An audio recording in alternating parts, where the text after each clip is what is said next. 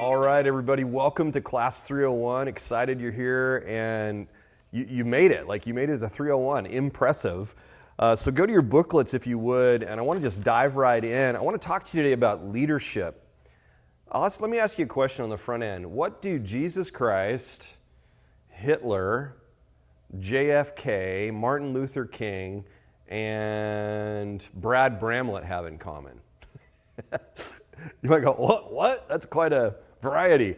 Well, here's what they have in common. They're all leaders, or they were all leaders. Now, obviously, we'll look at that list and you go, yeah, but not the same quality. Well, but they're all leaders. They all had influence. Some were evil leaders, some were good leaders, some were, we don't know where they're at leaders. But the truth is, we really believe that every person is a leader at some level. Now, meaning leadership is influence, that you have influence. Everybody in this room has influence, whether it might just be with one or two people, or it might be with hundreds of people, might be with thousands of people. So our heart is, and we believe it's God's heart, is He wants you to recognize, first and foremost, you have leadership in you, influence in you. We want to help you develop that to be healthy influence. We want you to be a healthy leader, a godly Christian leader. And so in this Class 301, we're going to just begin that journey of planting the seeds that you're a leader and helping you grow in some qualities, identifying some qualities that you can start to prayerfully work on to grow as an influencer. And so let's you might go, you might be wrestling, well, there's some things that stand in the way, Kevin. I don't know. Well, I just want you to know that's not unusual. Some people really struggle with this idea that they're a leader in any way, shape, or form. And even Moses did, and people in the Bible did. But look at Exodus 3:11-12 in your booklet there.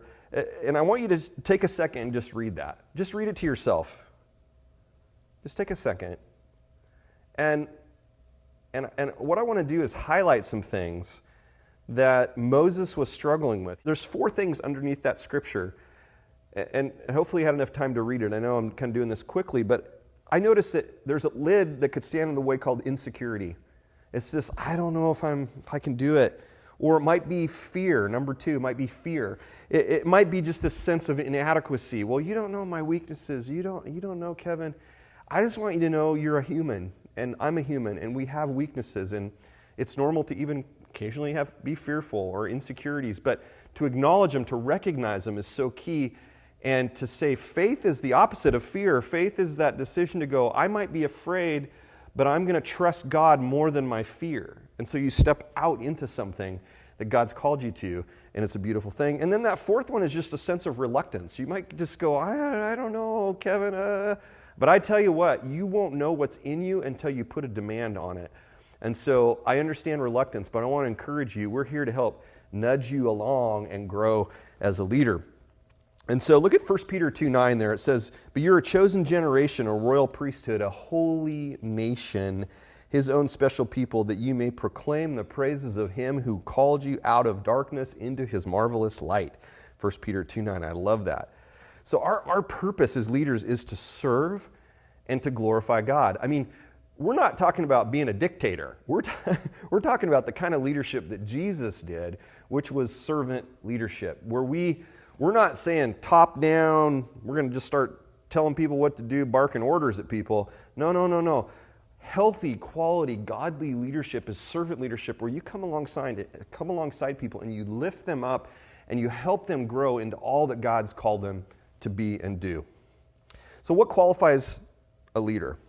Well, many think it's their abilities, but it's actually their qualities. It's their qualities. You could even put the word character in there. It's the character, it's the qualities that are in them, those godly qualities. It's not just their abilities or their gifts. Now, those are nice things. God gives those to everybody.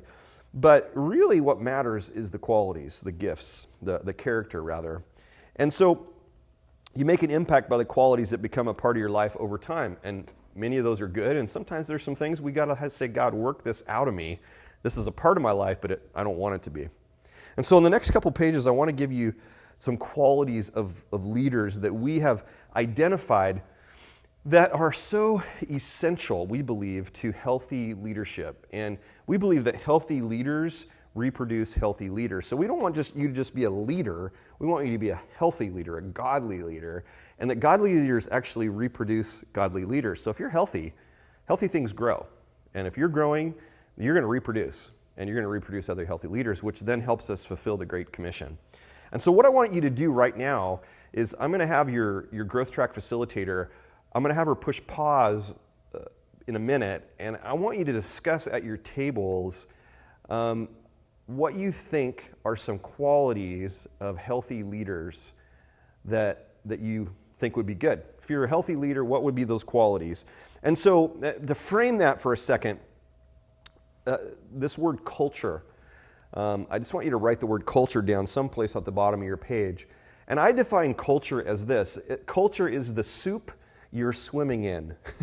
The soup you're swimming in. It's like, I don't want to swim in soup, but hear me out. The soup you're swimming in. Now, soup has a lot of ingredients. If it was a good, hearty soup in the fall, lots of great ingredients. Could be a stew, lots of ingredients going in the soup. And so culture is the thing that's around. And so when we think about our church, River City Church, we want it to be a healthy leadership culture with great healthy leadership qualities in the culture. And so we've identified some things that we really believe are those things. But before I give you what we've decided ours are, I'd like you to think about what some of them might be. And so just take a second at your table, take a few minutes, and discuss what would be healthy qualities of a leader. What would be healthy qualities of a leader? Okay, push pause, and I'll meet you back here in just a second. All right, hopefully you had a lively discussion, and you came up with some ideas, and you shared them around your table, and I'm sure you have a lot of the ones I'm going to mention here. But let me just highlight a few, and knowing that I think one of the hardest things is you could probably come up with a list of 100 easily. Now, but 100 are hard to keep focused on. So I want to give you just a few here. Probably, I won't even name the number. Let's just go for it. So on the next page, your first fill-in is qualities of leaders. We're going to be those who love God. Now you might go, duh, Kevin, that is... But just really clearly, we got to love God first, right? Love the Lord your God with all your heart, soul, mind, and strength. And love your neighbor as yourself. But first we want to focus on loving God. And so under that, a couple of qualities. We want to be believers. We are gospel saturated, meaning that Jesus saves us and transforms us every day. Like we want to be those who not just said a prayer and gave our lives to Jesus at one time and then we don't need the gospel anymore. We recognize, I've heard it said this way, as believers in Jesus, we are more broken than we'll ever know, and we're more loved than we will ever know. We need the gospel every day. We need Jesus every day. We need his saving work on the cross every day in our lives. So we're gospel saturated. So just even to ponder, what does that mean to be saturated, to just soak it all up is so key. I liken it to even a pool analogy. If you can imagine the summertime, a pool, people sitting around the pool, dangling their legs in the water. Some people are walking around, some people are sitting around the edge. If the pool is the gospel, some Christians are just kind of pool dwellers. They're around the edges, but they're not in it. Some people are diving into it and then coming out. Some people are down under the water, sitting at the bottom of the pool, just getting fully saturated in the gospel. I just want to be that kind of Christian that isn't just getting my feet wet, dipping my toe in occasionally. I want to be like fully immersed in the truth and the reality of who Jesus is, what he's accomplished on the cross, and my identity in him. That place of being. The second thing is we want to be spirit-led. Spirit-led Christians, meaning that daily surrender leads to adventure. And I just think every day God's got his spirit there to nudge us to do the work of ministry no matter where you're at. In the grocery store, you're at Walmart, you're at work, you're at the park. If there's people around, he'll nudge you and encourage you to just be tuned in, to dial in. As you spend time with the Lord every day and you're reading the Bible and you're praying and you're journaling, he wants to lead you in your own quiet times. He wants to lead you to be those who are out there recognizing there's an adventure to be had. So that's loving God. And then the second area there is loving people. And so when it comes to loving people, one of the qualities, the first quality is we want to be authentic in relationship. Like this is about relationship. And one of the things you'll hear me say over and over again is we're messy. Humans are messy. And so we want to be authentic in our relationships because life gets messy. And we want to be Christians that walk towards the mess, not away from the mess. Why do we want to walk towards the mess? Because we believe Jesus transforms us every day, and he does it in community, in connection. And we want to help each other walk through the stuff, not abandon each other when things get hard, but help each other, support each other, encourage each other, lift each other up. And so we want to be real and authentic, and I want to encourage you to be that. And again, that's hard. I get it, because it means getting vulnerable sometimes, but trust me, if you ask God to help you, he will. Authentic in relationships. The second area under loving people is that we want to be missional. We want to love beyond ourselves. We want to recognize, as I've already mentioned in these classes, that you and I are called to reach the community, called to reach the region, called to reach the world with the good news of Jesus. And so having that heart of, I'm going to love beyond myself, what's convenient, what's maybe not good for me in the moment, what doesn't fit my schedule. If the Holy Spirit nudges you, and we know he's called you to do it, called me to do it biblically, we want to be mission focused and help people connect the dots of what God's up to and doing. And then thirdly, we want to be reproducing. Like, we really want to be leaders, because I said to you earlier, healthy leaders reproduce healthy leaders. And so when you start to realize you're getting healthier, and you start to realize, wow, everybody's actually called to this. That's that go. When I said get, grow, give, and go in Class 101, and that go section is recognizing I'm called to make disciples who make disciples who make disciples who make disciples, and to lead other people who make disciples who make disciples. That's where we're going with this. And one of the things you can do when it talks about being when we talk about reproducing as a leader, is to be a good shoulder tapper, to just recognize that when you see something in someone else and you go, hey, I noticed you helping that kid in kids ministry, and how you really talked to him and encouraged him. Good job. And I see so much potential. You see so much leadership in you. Call it out. Have what I call I see in you conversations, where you go, this is what I see in you. Like, I see in you, you're a good dad. I see you loving your son. I see you investing and loving your wife well. And I see ability in you that you may not even see in yourself. Like, you and I have so much power from God to speak life and encouragement to other people. Have the I see in you conversation. Then on the next page, let's be those who not only love God and love people, but we pursue excellence. Now, excellence is one of those words that can get kind of scary, because it's like, well, you're talking about perfection. No, what I'm talking about more is just this heart to be continually growing, to recognize you haven't arrived, but you want to keep improving, keep growing. And I believe God's called us to do that. That's the journey we're on, to become more like Jesus and to keep growing in him. And so first quality under that is just be generous, that we are generous. And we're generous because we see God's generous. He's an over-the-top giver.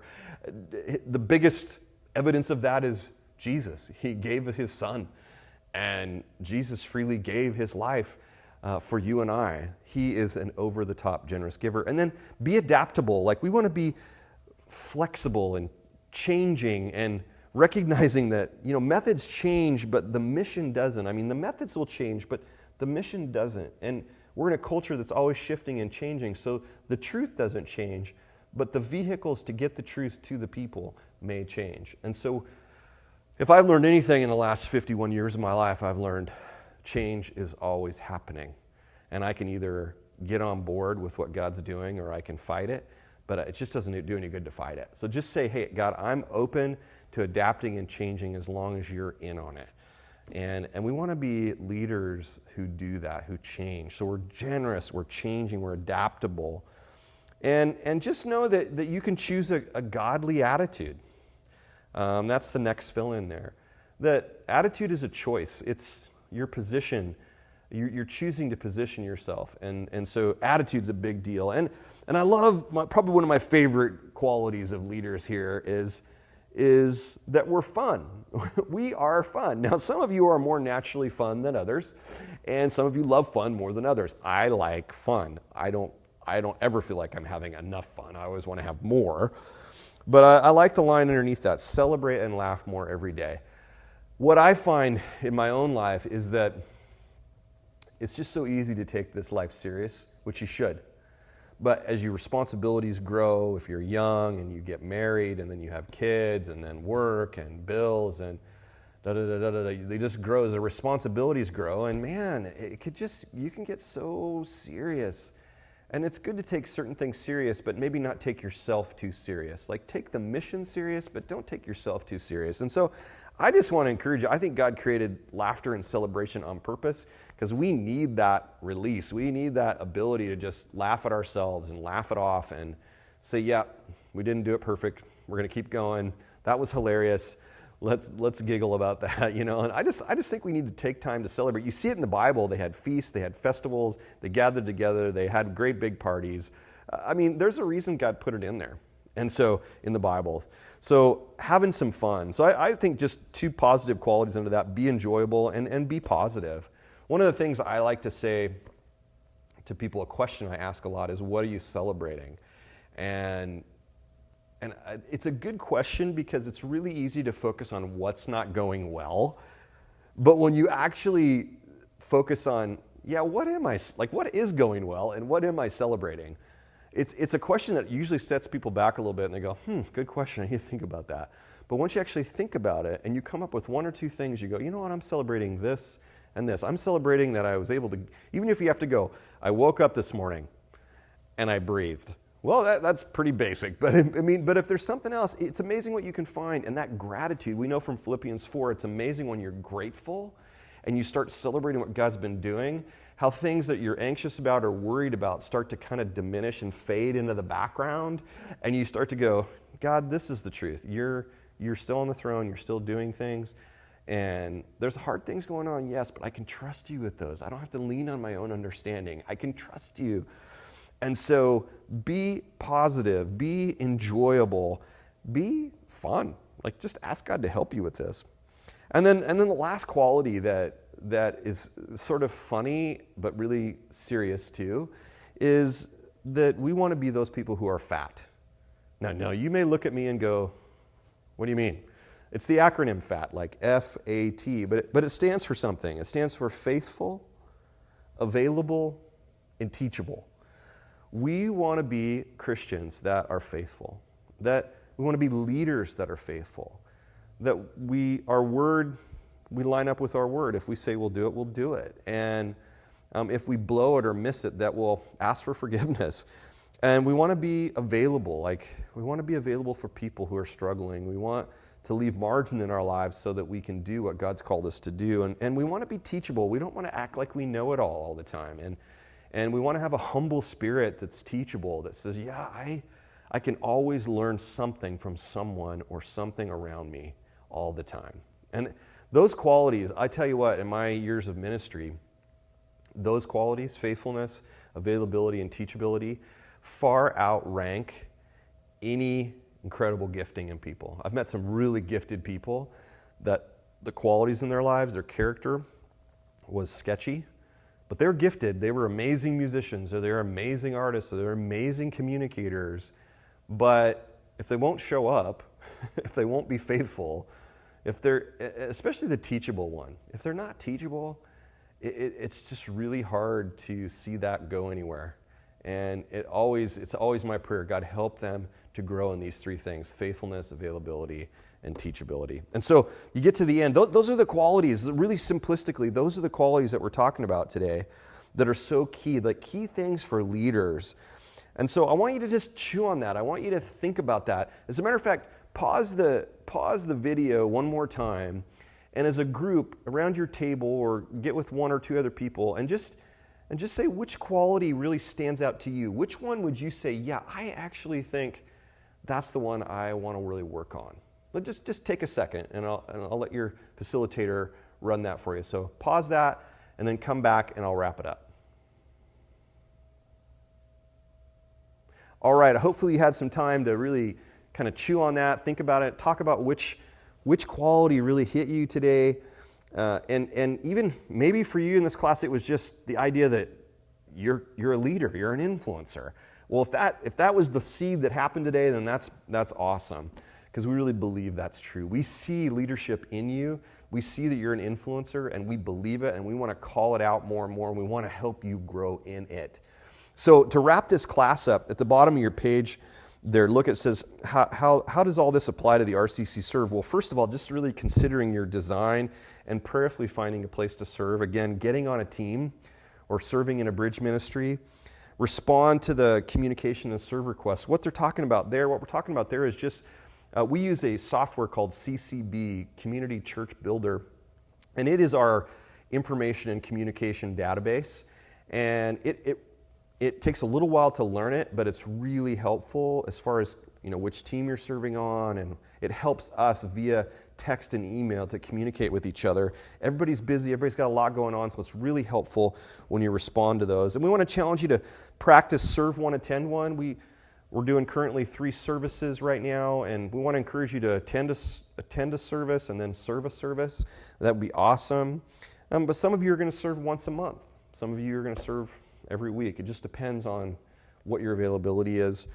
And then attend the huddle prior to the serve, which means once you sign up for a team, you would come to a huddle time or a time where you gather with that team, pray a little bit, 5 minutes, talk about what's coming up that day, and make a little bit of connection. And then just encourage you to be reliable to your team or your life group. Get connected relationally, and whether you're on a dream team or in a life group or both, those are ways to start to connect relationally because there's people involved. And then any team trainings that come up or socials, just encourage you to be a part of that. So your growth track facilitator is going to come up and wrap this up here in just a second, but there's a couple things coming. They're going to talk to you about a little bit more about CCB and how that works so that you have a little bit of explanation and understanding.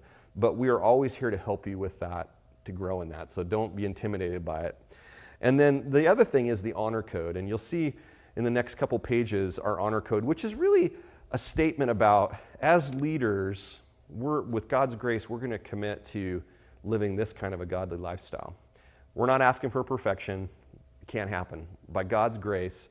But the reason we put it in here is because it's an intentional decision to say, yes, that I'm going to recognize that what I'm doing, my serve, is leadership. It's influential. And I want, by God's grace, to live a godly lifestyle. So it's not a document to be concerned about, but it's something to help you go, yeah, I take this seriously. I really do. So let me pray for you. Jesus, thank you for everybody in this class today. Thank you for the leadership that you've put in them. I pray it would grow and foster, God, that even today you would help people take a next step of growth in their leadership. You love them. I love them. I'm grateful for them and excited to see them grow in their faithfulness, their availability, and their teachability. In Jesus' name, amen.